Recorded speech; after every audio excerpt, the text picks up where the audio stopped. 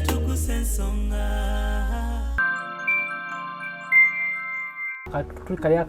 Yes, nga tonnateekawo seminti sooka kukiriininga. Tulina waliwo machines bwe tukozesa. Kati ojjawo bino egundi ekiwuka ekyo bwe kirya. Otandika okulya emmere nga ebintu bigendamu ebikyafu. Kati tetusobola kuleeta bule seminti ne tuteekako, tusooka kulongoosaamu ebikyafu byonna ne tubijjamu. Bacteria zezo zibadde ziyingidde ziva mu mmere evunze biki byonna ne tubijjamu ne tulongoosa ne tuteekawo seminti. Ng'ekituli tekinnatuuka wano ku leeyo ey'okusatu. Kati bwe kituuka ku leeyo ey'okusatu omuntu atandika okuwulira obulumi. N'agamba ekiro nasuze seebase, mize painkiller tezikola, kati ekituli kiba kituuse wano. Mwe eyo mu lusawo okkiriza omuntu okozesa abo? Ffe tetukiwagira nnyo era tetuwa muntu magezi zikozesa kubanga habbe eyo tegenda kujjawo bikyafu bino biri muli nnyo. Tegenda kujjawo damage eno. Wabula kyeyambako habot kukendeeza ku bulumi. Ku ssaawa eyo yokka kukendeeza ku bulumi. Naye ekizibu kisigalawo. Amanyo Enssonga Habat, omu ku badirekita ba SB4 Property Services Uganda Limited, tuli ku Itawa Kampala Road, tuli ku mwaliro gwa Kutaamu, n'ekyengera opposite Total nga wakava mu Katoogo we bayita ku Lukaddaawo opposite obola ba SB4 Property Services. Twalese estate empya ku $7.5 ekyapa kya mu ngalo, empambire ku $7.5 ekyapa kya mu ngalo, okuva ku kkubo kilomita 2, amazzi amasannyalaze byonna weebiri. Jangu weefunire poloti ekyapa mu ngalo osobole okuba ng'owona obupangisa. Are you interested in upgrading your sleeping and bathing experience? Then Ziwa & Sons is the right spot for you. We sell blankets, bed sheets, duvet covers, bed covers, mattress protectors, mosquito nets, wardrobe, all closets, towels, bathrobes, pillows, traveling pillows, cushions, shoe rack, dyeing rack, and ironing boards. Buy all your favorite products online with comfort from your office and workplace, home, hostel at a go from our website www.ziwaansons.com and have it delivered to your doorstep. Call us on 0705 364 749. Ziwa & Sons, where comfort and luxury is a pleasure.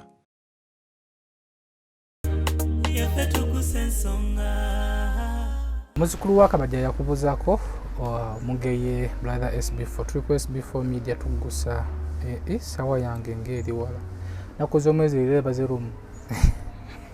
Anyway, SB4 Media Tuggussa Enssonga byasinze okubeera nga otraba tukwaniriza programu yaffe eno ya byabulamu. Bangi mubaddeeyo nga mwebuuza naye omukulu oyo programu zonna zaakola ebyobulamu yabyerabira. Nensala okumanya ku musawo Florence akoze ku bantu bangi nnyo. Lwakuba nti amateka g'obusawo yaŋŋambiddewo nti tagakkiriza gamba nti oyo nze namujjanjaba amannyo gaali mabi ne tumuteekamu seminti ne tugakuulamu agambye tekikkirizibwa naye ng'akoze ku bantu bangi, abaserebs bangi n'abantu ba bulijjo. So olunaku olwaleero tusinziddwa mu kafo akalungi. Tetusobodde kugenda mu ddwaliro, manyi wabeera mu ddwaliro okumufuna abeera bize nnyo n'okutufisizawo akadde kano okujja okugamba nti atuleko naffe abeera bize wekamukutanira n'omutwala ku ddwaliro webagambirawo nti ate ono ate jangu kino tusobola kufuna time n'asalawo nti mitingeko wano tubeere nga tuwayawayaamu. Agenda kubeera nga atusomesa ku bintu bingi nnyo ebiviirako amannyo okulwala, ebiviirako okulumizibwa, oyinza okuba nga erinnya ly'osseddwadde naye nga likuluma n'ebirala ebisingako awo. Olunaku lwaleero bye tugenda okuba nga tutunuulira. So gwe wonna ng'oli eyo ng'olina ekizibu ky'amannyo nga gakutawaanya, sembera olabe, sembera owulirize puroguramu eno kuba oba oli awo oyinza okuvaawo ng'ate ofunye eddagala oba ng'ofunye ekifo ekituufu bagenda kubeera nga bakujjanjabira amannyo go. Oyinza okubeera ng'oli eyo nga tuli mulwadde w'amannyo nawe kikakatako okuwuliriza programu eno kubanga bagamba nti prevention is better than sure. Kwegamba oyinza okubeera ng'oli eyo nga tolina kirwadde kyonna ku mannyo naye omusawo n'akusomesa nti okola bwoti tegasobola kulwala nobeera nga topreventing okubeera ng'olwala amannyo. Ku SB4 kwe tuli nze muzzukulu wa Kabajja. Musawo Florence tusanze okukulaba. Nange nsanze okulaba ssebo. Sooka obuuza ku batulaba n'abatuwuliriza. Abatulaba mwenna gye muli eyo tubaaniriza ku pulogulaamu yaffe n'ey'obyobulamu tuzze kusomesa ku mannyo. Tukizudde nga amannyo kye kizibu ekiri mu society eky'amaanyi. Abantu abasinga tebali informed.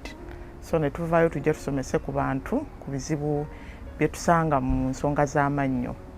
Bampita Florence Nalunkuuma nga nkolera ku Comfort Dental Clinic ewandegeya oluva ku bitaala n'otunula ku kigende Kamwokya Mulago awo wennyini wali stage ya taxi ekipande obeera okiraba Comfort Dental Clinic. Tubeerawo from Monday to Sunday. Nina mukwano gwange yakundagirira yalina ekizibu ky'amannyo ndowooza kuva buto bwe najjako awo ng'egye baamuyisaamu era nayo njogerako ko naye nga tulina okukyusaamu ku mpeereza yaffe tulina okusomesa ne ku bantu balema okujjanga buzinzi ate nze ndi mulwadde nsaba buyambi waba tulina okubawa ku bintu ebigenda okubayamba. Naŋŋamba nina omusawo gwe mmanyi gwe nsobola okukulagirira naye obuzibu abeera bize ekyomukisa omulungi nti wenakubirako konompa appointment ya leero neyanziza n'okutufisizawo akadde kano. So Comfort eri etya? Comfort nungi tujjanjaba abantu ab'ebika byonna abaana abato abavubuka abantu abakulu bonna tubakolako. Ekirungi ekiri ku ffe consultation tetutuggyako ssente tukukebera kubanga mulimu abantu ababeereyo nga tamanyi nti alina ekizibu mu mannyo. Abantu abasinga alinda ne limuluma n'alooka agenda mu ddwaliro naye ng'ate ekyo kiba kikyamu. Omuntu yenna tukubiriza buli myezi 6 olina okuyitako mu dental clinic ne bakebera amannyo ago kubanga ebituli bino olumu bibeera mu mannyo nga gwe tomanyi kubanga bwe kiba tekinnatuuka eri muleeyo esembayo ereeta pain gobeera tomanyi naye bw'ojja mu ddwaliro omusawo akebera n'akubuulira nti kino kiri bwekine bwekine tukijjanjaba ne tukitaasa n'otatuuka ku stage eri nga likulumya erinnya eryo liveemu olijjemu kubanga okujjamu amannyo si kirungi. Erinnya eryo bw'olijjamu teriddawo ate ng'olyetaaga kubanga lyeriri emmere. Amannyo ga mugaso nnyo gegalya gegagaaya tosobola mmere gimira bumizi. Amannyo gatuyambako okulabika obulungi feesi yo neebanga erabika bulungi teguddeemu. Gatuyambako okwogera ebigambo n'obyatula bulungi. Gatuyamba n'oyogera nga amalusu tegayiika.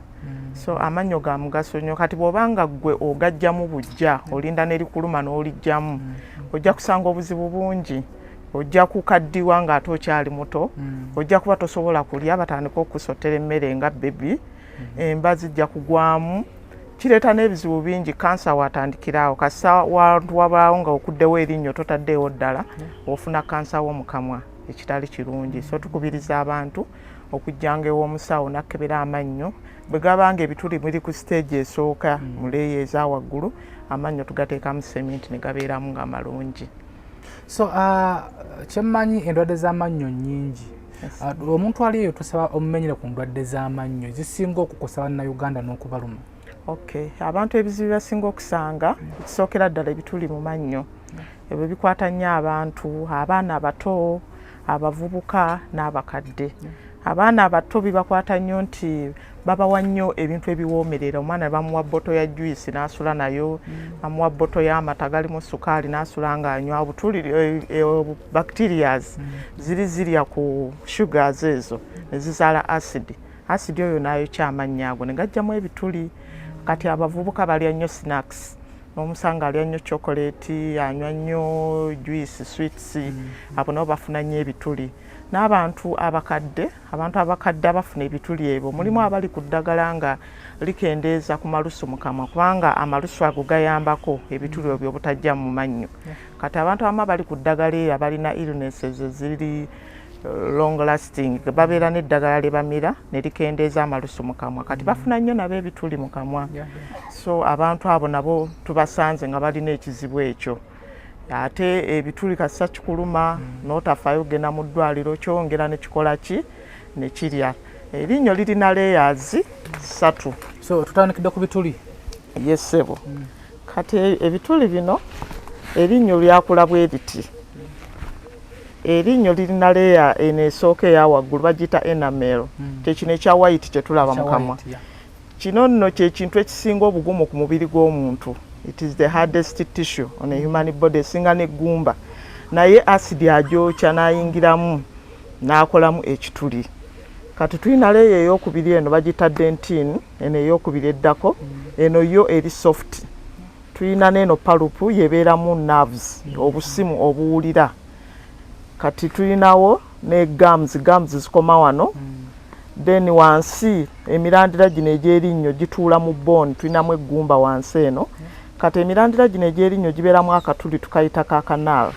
Akatuli ako ke kabeeramu naavu ne blood vessels. Kyova olaba naavu eno eri connected n'ebitundu ebirala eby'omubiri. Kyova olaba erinnyo bwe likuluma owulira nga n'omutwe gukulumirako lwa nsonga nti naavu eno akasimu kano akava mu linnyo kakonectinga ku the rest of the body. Kyova olaba nti likuluma eno yonna ne likuluma. Kati ekituli bwe kitandika wano asidi ono bw'olya ebintu ebiwomerera Katonda atukola nga tulina obuwuka mu kamwa buli nakyo naye kati ffe tubwonoona kasita olya ebintu ebyo ebirimu refined sugars eziva mu factories obuwuka obwo bufiidinga ku sugars ezo. Kati bwe zifiidinga ku sukaali oyo ziproducinga acid oyo n'ayokya erinnyo. Kasita atuula wano ku enamel eno eri hard ate erimu minerals. Kati acid oyo ajjamu minerals mu enamel. Kasita ajjamu minerals nga watandika okukolawo akatuli katandika katono.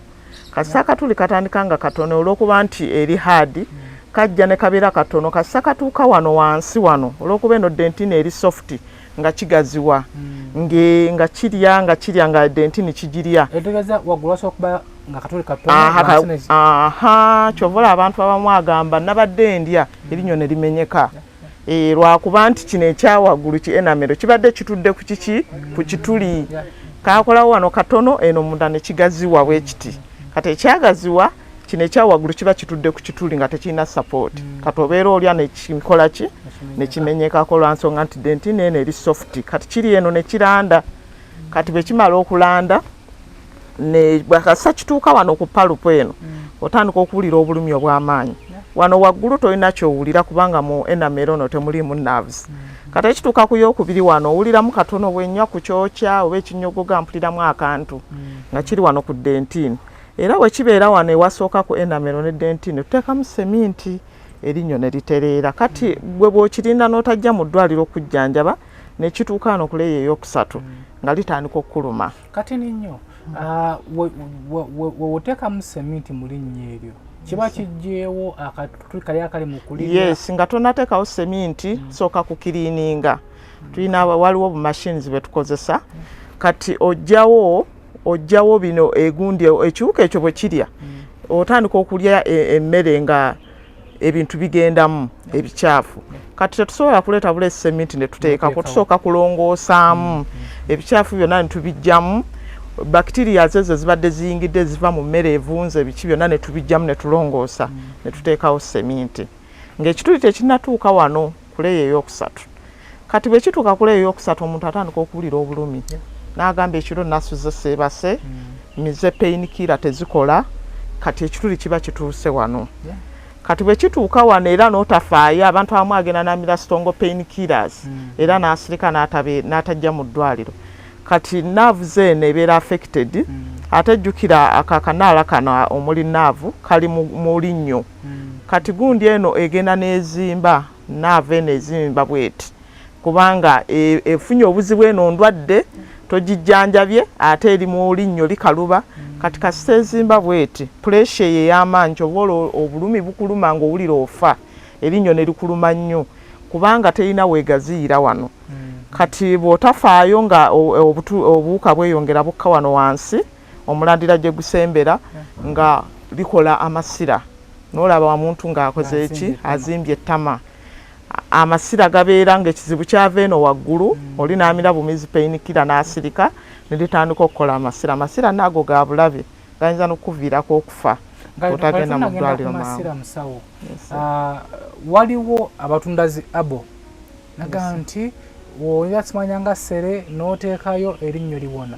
simanyanga muri abo mungi nnyo mwe eyo mu lusawo okkiriza omuntu okozesa abo ffe tetukiwagira nnyo era tetuwa muntu magezi zikozesa kubanga haba eyo tegenda kujjawo bikyafu bino biri muki muli nnyo tegenda kujjawo damage eno wabula kyeyambako habot kukendeeza ku bulumi ku ssaawa eyo yokka kukendeeza ku bulumi naye ekizibu kisigalawo era omuntu oyo ojja kwesanga obulumi bukendedde n'abivaako erinnyo ddyo nga lyeyongera kulwala nga lirwala nga liggwawo nga lyonna limenyeka liggwawo so nga ate senga agenze mu ddwaliro lwandiritaasizza erinnyo lye ne lisigalamu mu kamwa naye olw'okuba yagenda n'akozesa habo lyonna lirwala ne liggwawo olw'okuba yawulira obulumi bukendeddemu n'abivaako n'alowooza nti kiteredde naye nga si kituufu olina kujja mu ddwaliro ezzungu erinnyo ne tulitereeza ne tulikiriininga ntuteeka mu seminti. Okay, tuli ku SB4 Media Tuggussa Enssonga tuli ne musawo Florence okuva ku Comfort Dental Clinic awe Wandegeya kozi omuntu ayo mulagirire bulungi. Comfort bw'ova Wandegeya ku bitaala n'otunula ku kigenda ekamwokya mulago awo wennyini nga wakava ku bitaala waliwo stage ya taxi weziparking wezitikira abantu abagenda ekamwokya awo ojja kulaba ekipande Comfort Dental Clinic tuliraanye imaging center era bw'otuuka awo obeera otulaba. So nga tetunaba kuddayo ku musomo gwaffe omuntu aliyo ng'alina ekizibu ky'amannyo nga yaleetaze okujja okumujjanjaba enkola ennyangu okubafuna akola atya? Omuntu asobola tukubirako ku ssimu tulina eya WhatsApp eri 0704 06 4479 kanji baddiremu eya WhatsApp eri 0704 06 44 mubeera bize nnyo omuntu saawa entuufu zalina okugiramu ze basaawa mmeka? From saawa 2 paka saawa 11 omuntu bw'ajja aba atufuna. So gwe nawe nanga oli eyo olina ekizibu otawaanyizibwa amannyo okozeseza ku bika by'eddagala biganye ogenze malwaliro ag'enjawulo bagakuddemu bagasementize ne gakyeyongera kukuluma oba kubeera nga gavunda bangi tuvaamu ekisu ekibi mu kamwa lw'amannyo n'obeera ng'osenya naye ng'owunya akamwa kizibu kiva ku bituli abasabaga tutandikidde ku bituli by'amannyo kwe kiva naye osobola okujja ewandegeya so nga wakulagiridde n'essimu ziri ku screen okwo n'obakubirako kko n'obeera nga owona ekizibu ekyo. So musawo tugambe nti wali eri amasira wagafominga omuntu n'azima n'okuzima kimuviirako so n'omuviirako kiyinza okuviirako okufa kubanga yafudde erinnyo. That is the main cause. Omuntu yafudde erinnyo yazimbye amasira infection eyo ate tukimanyi nti omutwe guno kwe kuli obwongo kuliko obwongo kintu kiri important nnyo ku bulamu bw'omuntu kasita amasira ago gatambula ne gatuuka ku brain kubeera kufa so erinnyo lisobola okukutta bw'oba tofuddeeyo. Yes, tukubiriza abantu bonna abalina ebizibu ebyo dduka mangu ogende mu ddwaliro okeera ku makyanga ettama lizimbye lisooka ne lizimbako katono tokitwala nti kamire painkiller adduka buddusi okole ki ogende mu ddwaliro nga tekinaba kulanda kubanga kasita otuula eyo obulago bugenderamu n'omutwe gwonna ne gugenderamu ogenda okujja mu ddwaliro nga kiri too late kiyinza okutwalira obulamu bwo n'ofiiraawo naye ng'ekizibu kyali kitono nnyo ng'olwokuba tewafaayo ne kigenda nga kigejja ekituli kyatandika mpola muli nnyo n'otafaayo omira painkiller oteekayo habo ekintu ne kyeyongera ne kiranda ne kivaamu ne kitwala obulamu bwo. So tukubiriza abantu baffe okujjanga mu ddwaliro tubakebere ebituli ebyo tubizuule nga bikyali tusobole obbijjanjaba basigale nga balamu. So nga tukyali ku bituli by'amannyo erinnyo lisobola okufuna ekituli munda naye nga nokungulu tewaliwo kituli? Erinnyo kibeerawo lwakuba obeera tokiraba. Omuntu oyinza okuba nga ekituli mu ekiri naye olw'okuba olulimi lwo abantu abamu okutegeera nti mulimu ekituli amala kuteekayo olulimi n'awulira nti luyingirayo olulimi eba telunayingirayo tategeera naye ng'ekituli kisobola okubeerawo nga bwe tugambye nti enamere eno eri so hard enamere eri hard akatuli kakolawo katono bwe katuuka ano kuleyo ey'okubiri ne kigaziwa kati gwe olw'okuba katono obeera tokalaba oyinza okutunako mukama n'olaba akantu ka black kali wali ku linnyo lyo oba akantu ka brown gwe n'otakitwala nga kikulu kumbe eri munda kikoze eki kiridde kiranze naye kirala kosobola okutegeerera oyinza okutandika okunywa bw'onywa ekinyogoga nga erinnyo linyenyeera lisanyalala bw'olya ku mucungwa oba ennaanaasi erinnyo linyenyeera bw'onywa ekyokya awo omanya nti ki ekituli kitandise okukola ki okugenda ewala. Nina problemu y'okunyenyeera amannyo okuva buto bwange oba naddala enniimu eyo newenkomako gombi nti ku nniimu ganyenyeererawo. Ekintu ekireeta sensitivity ng'oggyeko ebituli waliwo n'ekirala waliwo nga paati eno gye tukulaze eno wano gums we zikoma wano Katonda yazikola nga ekibuno kirina we kikoma ku linnyo. Ekibuno kino waliwo akapaati kano ak'erinnyo bakayita cementum kali ku mulandira gw'erinnyo ekibuno kiba kibisseewo. Kati abantu abamu oba obusenya bwe tukozesa okozesa akasenya nga kali hard kakuuta n'oba ng'osenya bubi kakuuta ekibuno kino ne kivaawo ne kikka wansi kifuuka thin ne kikola ki ne kitoniwa ne kikka wansi. Kati bwe kireka kapaati kano akasementamu nga kali wabweru kabeera so sensitive. Katonda yakakola nga kalina kubanga kabikiddwa naye kati gwe ekibuno bwe kiba kivuddewo ne kabeera wabweru ne kabeera exposed kabeera so sensitive. Era bw'olya ku mucungwa oba ki wesiwala oba n'empewo n'ekuyingira mu kamwa noyasamwasama empewo n'ekuyingiramu olira nga okola ki wesiwala kapaati ako ke tuyita cementum. Ate bw'otakafaako kakolawo ekituli awo olw'okuba nti kali soft ekituli kijjawo mangu nosanga omuntu eno ku mabbali eno ku bibuno bye nga wajjudde ki ebituli weesaze nga bw'okwata akambe n'osala ng'erinnyo liringa lye baasaze n'akambe bibeera nnyo ku sides z'amannyo gano kubanga ekibuno kyavaawo paati eyo cementum eri soft nebeera exposed n'ekituli ne kijjawo ne weesala so omuntu wabeera so sensitive wayinza n'omulemesa okulya. So ekintu ekyo kyekireeta ekyo naye bw'ojja mu ddwaliro tulinawo special cement gwe tuteekawo awo alimu fluoride gundi sensitivity eyo neggwaawo. Ekitegeeza nsobola okubona ekizibu ekyo? Yes, ekizibu kiwonera ddala kuva buto nga nina problemu eyo. Yes, ojja mu ddwaliro tukikolako ne kitereera ssebo. So tweyongereyo okuwalira ku nsonga z'ebituli mu mannyo mu kutusomesa ogenze notugamba nti omwana ebituli bitandikira ddala ku mwana omuto ne bimukwata olw'okulya ebiwoomerera sweets n'ebirala by'otugambyeko. So omuzadde ali eyo nga osobola muwa magezi ki gosobola okumuwa okupreventinga omwana we obutalwala mannyo? Kisookera ddala omuzadde omwana omuto tukubiriza omuzadde omwana ng'awezezza emyezi 6 omwana amannyo gaba gatandise okujja. Mulimu abazadde abatafaayo okuyonja amannyo g'abaana abo omwana n'amuwa amata gakwatidde kuli juice akwatidde kuli so kutukugamba funayo akagoye akatukula oba kakotoni obunnyo bw'omwana obwo otandike ng'obbukola ki obbulongoosanga.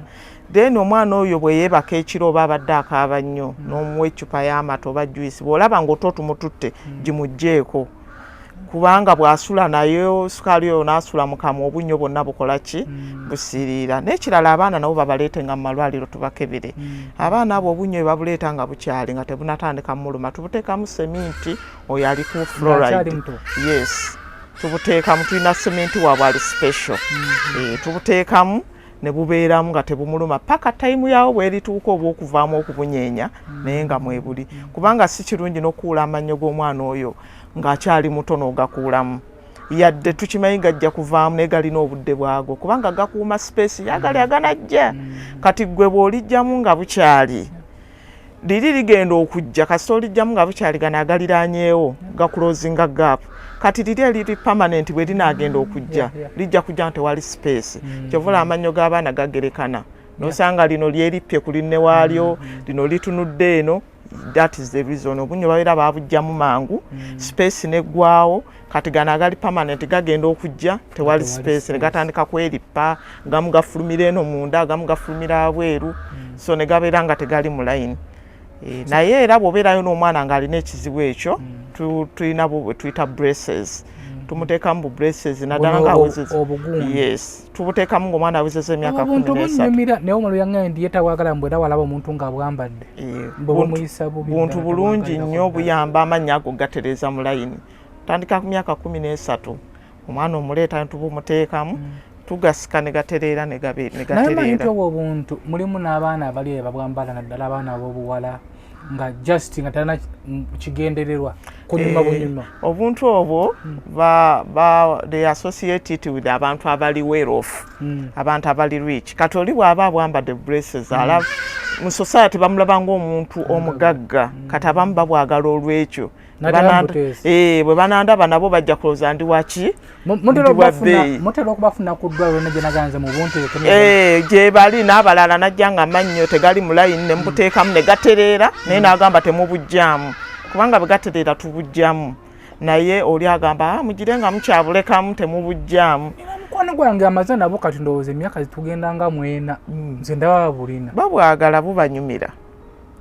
Oli bw'aseka agamba abaana b'obuwala so mulimu ababuteekamu ku ekyo naye ng'omugaso gwabwo kutereeza mannyo kubeera mu layini. Nawe tujja kufuna topiki yaabwo. Tukyali ku nsonga y'amannyo naddala ebituli by'omu mannyo. Twasomanga n'abaana n'olaba amannyo ge nga gaasira kibayita okusiriira amannyo nga butundutundu. Kiki ekiviiriako? Kati era ebituli ebyo bye bireeta ebintu ebyo. Webituli amannya ago asidi oyo kasitaayo kyerinnyo alyokya n'alimalawo obunyo bwonna ne busiri ate bw'otafaayo ogenda mu ddwaliro era nga gwakola ki nga gwongera yo asidi ayongera kuwokya ate waayokya n'akolawo ekituli buli lw'olya ng'eki emmere egendawo buli lw'olya ng'egendawo kasita egendawo nga kyeyongerera ddala okukola ki okulya weekanga ng'amannyo go gajjeemu ate nga amannya ago bw'ogajjamu ng'olowooza ogyemulimu ogyewo obulumi naye kikosa n'amalala kasita ojjawo wano erinnyo katugeze erya wansi erya waggulu olwokuba terina kyerirumako buli lw'olya emmere eriruma mu bbanga nga litandika okuwanvuwa kasita liwanvuwa nga liwanvuwa nga lyeyawula ku ganne waago kasita lyeyawula wakati awo egaliranye ganne waago eryeyawulidde ng'emmere ekwaga entandika okukwatirawo ng'ebituli bijjawo sayidi eno ekituli nga kijja n'eno kati weesanga ojja erinnyo wansi limu naye nga waggulu asatu gonna ogafiiriddwa aga waggulu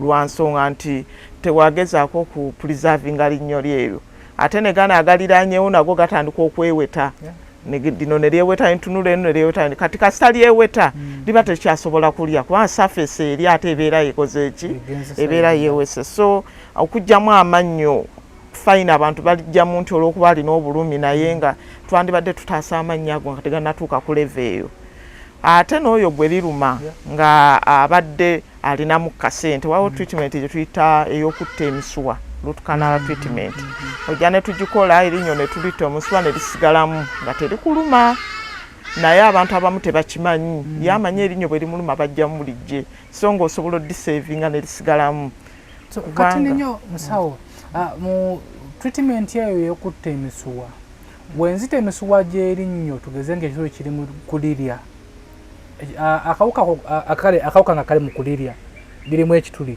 ekyo kikomaawo baba basobola okuddamu ne balirya ekituli kikomaawo kubanga n'okutta emiswa tusooka dikirininga ne tulijjamu ebikyafu byonna ebyo bacterias byonna ne tubijjamu ne tuoka tulitta emiswa ate bwe tumala tuteekako seminti tetuleka liri open tuteekako seminti ne tulisiringa era teriddamu kutawaanya. Tuddeyoko wali ku mwana bano abanyenyera amannyo so omuzadde wabanga ali eyo ng'alina omwana we ng'obunnyo bwasiriira amuleete mu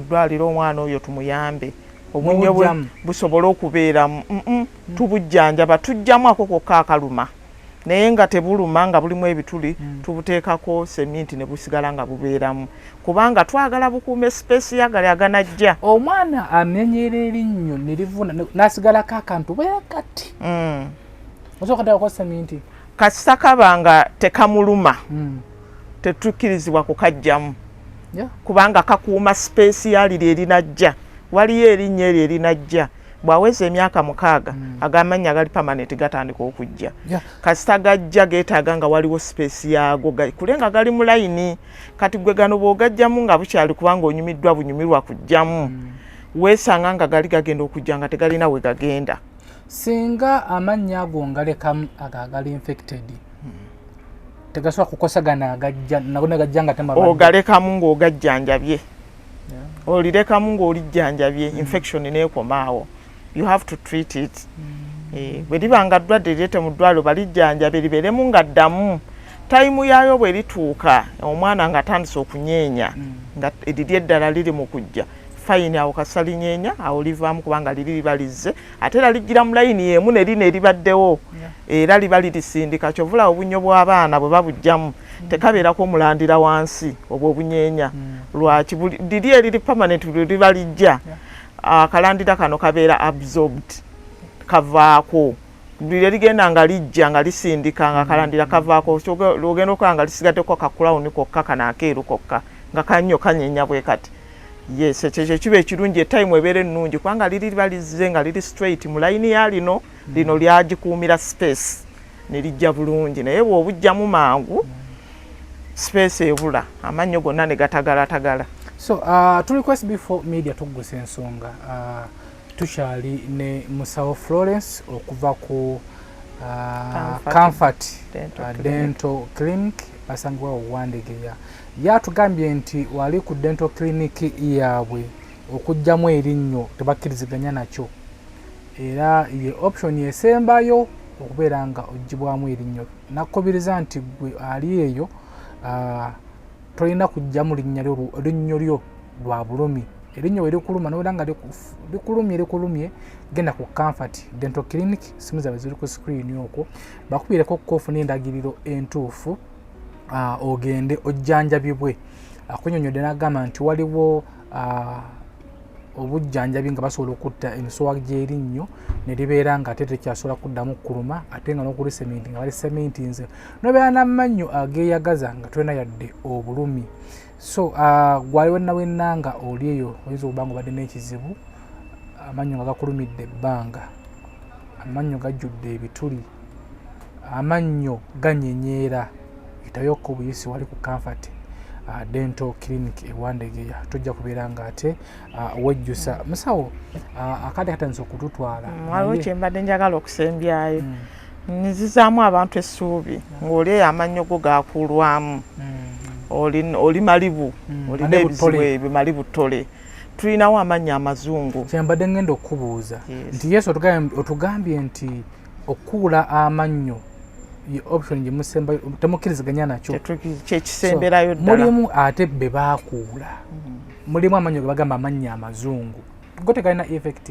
Amannyo amazungu malungi lwa nsonga gayamba okugjawo ekizibu kyenkugambye nti bw'ojjawo erinnyo wansi erya waggulu likola ki liwanvuwa agali waggulu gonna ne gakola ki agali waggulu ageetooloddeawo ne galufuna ebituli nago ne galwala bw'oteekawo erinnyo wano we wajja n'oteekawo ezzungu linne waali erya waggulu lifuna kweriruma kasa lifuna kweriruma teriwanvuwa nakuleetawo kizibu kiri nti ebituli bijje ku neighbors zaago so erinnyo ezzungu liyambako embaazi obutagwamu liyambako okuuma awantu awo n'otafuna kansa oyo liyambako okwogera emigaso gyonna egy'amannyo liyamba n'okugaayo obulungi. Amannyo amazungu ago nagalimu ebika era bw'ojja mu ddwaliro tukubuulira ekika nti kino kyekikugwanidde kino kyekikugwanidde ng'oba olina eddibu eyo erinnyo lyo lyavaamu tomanyi kyakola ojja ku ddwaliro ffe tukubuulira nti lino leeri kusaana lino leeri kusaana ate siga bbeeyi nnyo ng'abantu bwe bagatya ennyo bagatutiisa mu buwumbi na buwumbi si bwe kiri ojja tuteesa buteesa bbeeyi akuteesa omuntu ng'alina erinnya ezzungu osobola mutegeera nti erinnya ezzungu tosobola kutegeera ye yekka y'aba akimanyi balikola mu ngeri nti lifaanaganya ddala n'amannyo go era tulina kalazi ez'enjawulo tusooka ne tukebera ekkala ey'amannyo go bw'oba olina ga brown era bakolera lyaki ya brown oba olina meeru nnyo era bakolera ki liba lifaanaganira ddala oli oti takitegeera. Ogenze n'okuwona nga towumbawumba ogenze n'okuwona ku mannyo ga brown mulimu abalina amannyo ga brown ne bagamba mulimu abakuuta bagamba nti manyi okukuuta amannyo ne gabanga muzira mubikola? Yes, waliwo okwoza amannyo ekyo mbadde ngenda kyogerako atu topiki y'ebibuno naye kankikooneko katono.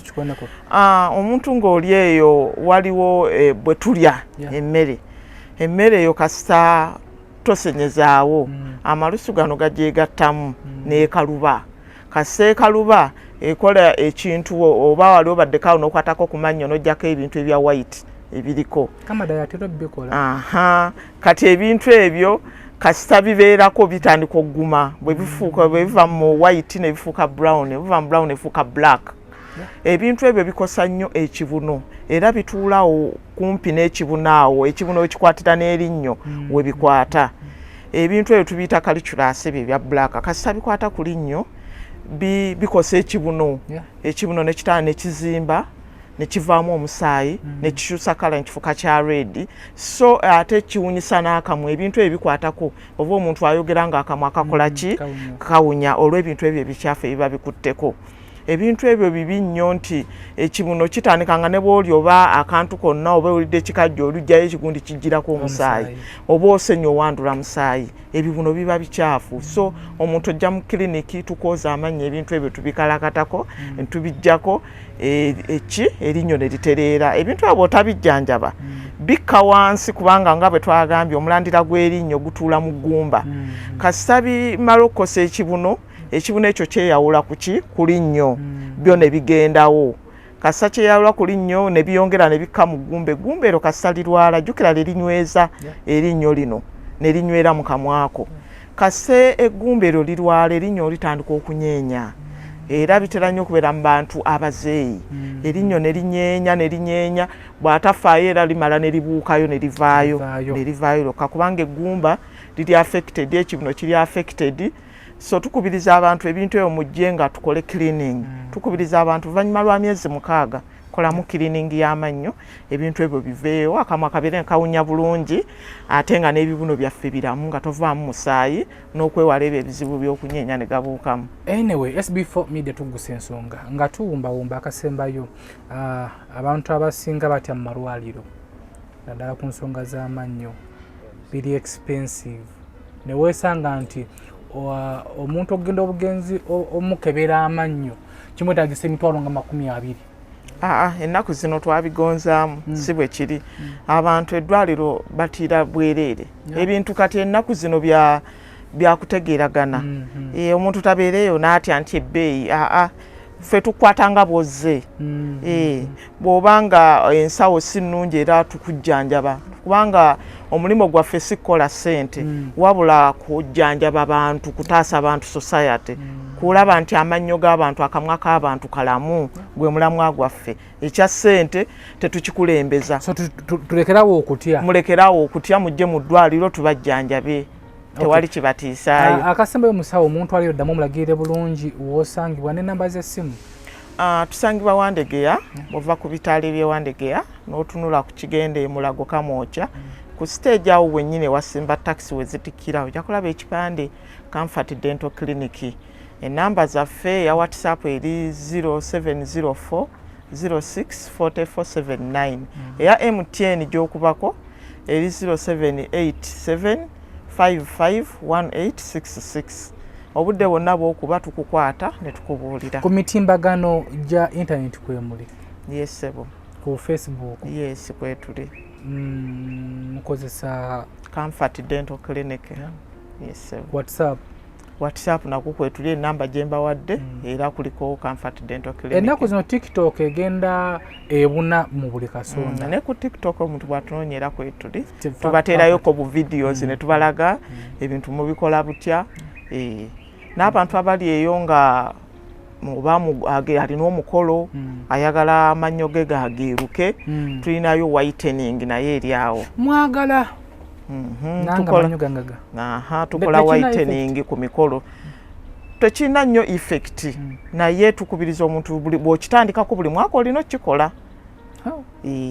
Lwakuba bw'okikola ng'oledda amannyo gali nga bwe nagambye agalina ebituli guno ku mabbali, bw'okikola ate gabeera sensitive, gafuuka nnyo sensitive. Naye omuntu nga tolina kizibu ekyo oba ekizibu ekyo nga tumaze okukijjanjaba ne tukikolako osobola okukola whitening ne gabeeramu nga tegali sensitive. Okay, olunaku lwaleero tubadde tutunulidde nnyo ku bituli naye nga endwadde nnyingi nnyo ez'amannyo ezitulawanya abali eyo gwe munnayuganda munnange ali eyo. Tulina ndowooza tunadda tujja kukwatako ku bibuno. Nalina problemu y'ekibuno ng'obeerawo ne kizimba ne kibanga ekipike ate ne kikendera kyokka n'obeera ng'erinnya erimera terimera. Tutawanyizibwa nnyo ddala endwadde z'ebibuno ebyo nobeera ng'ennyo terikuluma naye ng'owulira ekibuno kikuluma era ng'okwata boti ng'ekibuno kikuluma kye tujja otunuulira ate mu kitundu kyaffe kitunaba tukomyewo nakyo ekyokubiri tuli ku SB4 Media Tuggussa Enssonga kansubye nti gwe wenna nga oli eyo puroguramu eno gifunyemu ekyokuyiga tutawaanyizibwa endwadde z'amannyo abantu tebakyalya abantu n'emmere yalinga esinga obbawoomera baagivaako lwa kizibu ky'amannyo n'osanga oli nga yali awomerwa nnyo ekikajju naye nga takyakirya n'osanga oli nga emberenge yaziryanga nnyo nga zimuwomera nnyo naye nga takyazirya ne weesanga nga muntu yali awomera kalumonde nga wakateeka mu ttama amannyo gamuluma kajuyisi k'ennaanansi kajuyisi k'emicungwa nga kamuwomeranga nnyo naye kasita akamyako bw'ati akaaba bukaabi so ebizibu ebyo byonna byonna ne bisikonyeeko bisobola okuvaawo singa wekwata bannaffe aba Comfort Dental Clinic esimu zaabwe ziri ku screen kubakubyekokko tojja kubeera nga ate wejjusa program eno gisharingekokko ku munno gw'omuzadde ali eyo omwana wo owuliza program eno kakatoko mu protectinga okubeera nga gye bujja eyo tebalinda kumuvuma bivumo waliwo ebivumo byabavuma mu bukulu n'onyiiga nebagamba sindikira muli ebinnyo waliwo ogenda okutunira mu ndabirwamu ng'ebinnyo bibi nga byagerekera biddugala birimu ebituli so ebivumo ebyo tulina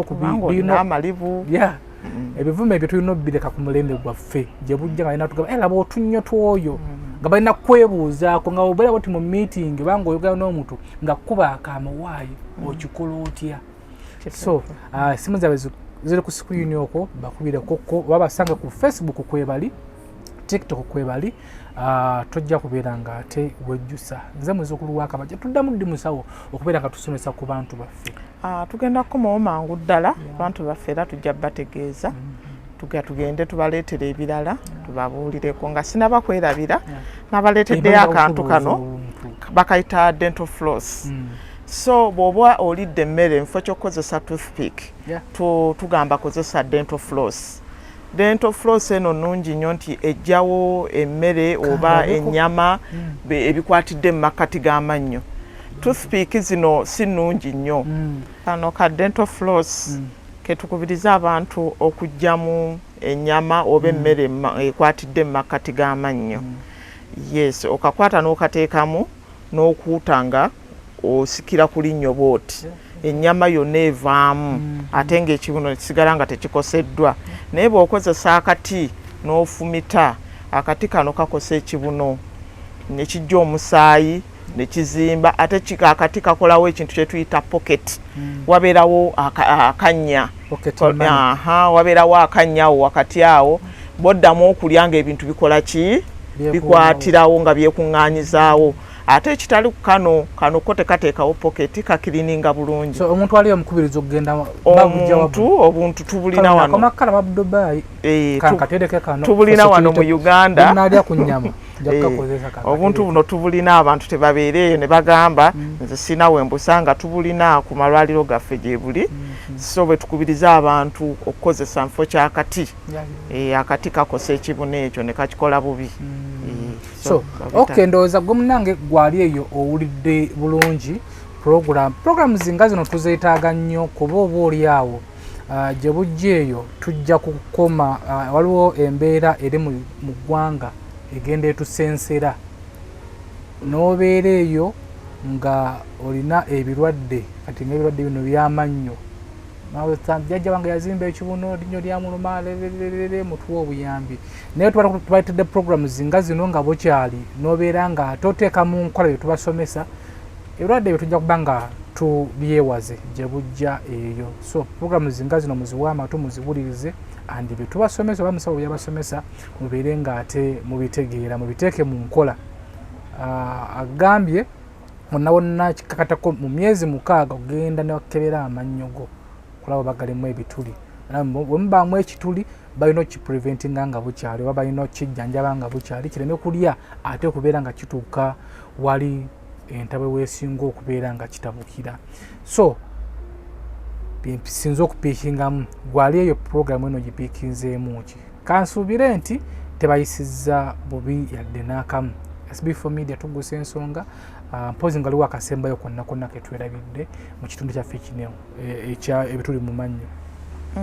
Abantu tukubawa buwi magezi yes abantu bawa amagezi ne bw'obeera awo nga gw'owulira akamwako kalungi tolina buzibu genda mu ddwaliro goyinza okulowooza oli bulungi naye ng'olina ki mulimu ekizibu genda mu ddwaliro bakebere okebera kwa bwereere bakebere balabe nti olina kino bwekiti bakikulaga n'okukulaga bwe wabeerawo busukulini wali bakulaga nti erinnya oliraba lirimu kino bwekiti ne bwekiti so bakujjanjabe nga bukyali prevention is better than cure so bojjanjabe bw'obakebera nga bukyali ne bawonya ebizibu bye ebyandiza oluvannyuma kibeera kitaasa bulamu bwo so bwonkubiriza abantu tobeereyo n'ogamba olinda bulinzi osooka owulira obulumi osooka owulira okunyenyeera olyoka ogende mu ddwaliro nedda si kirungi genda mu ddwaliro yadde owulira oli mulamu bakukebere bakubuulira akamwako bwe kayimiridde ndowooza obubaka bwonabo obufunye ku kamera kuliko Umalu ne Blaza Akamaadi omukulu bamuyita Alukalayini Albert etera waffe atuteekamu akasente bebaziwa Sons gwe newenna nga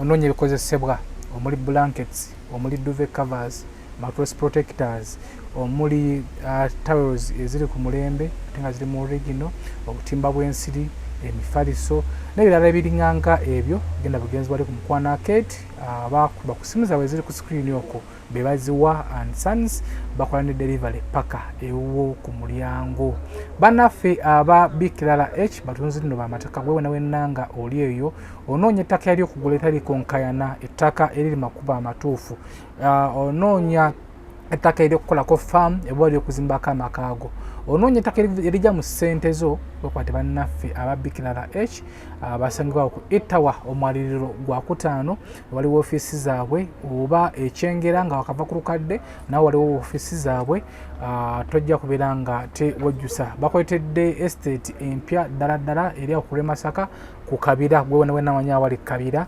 wokyamira kilometers 2 okuva ku main road nga ate ploti zaabwe ziri mu milioni 7.5 wefunira ekyapa beba Bikirala H Property Services Limited nze muzukulu wa Kabajja beera bulungi weeraba Tuggussa Enssonga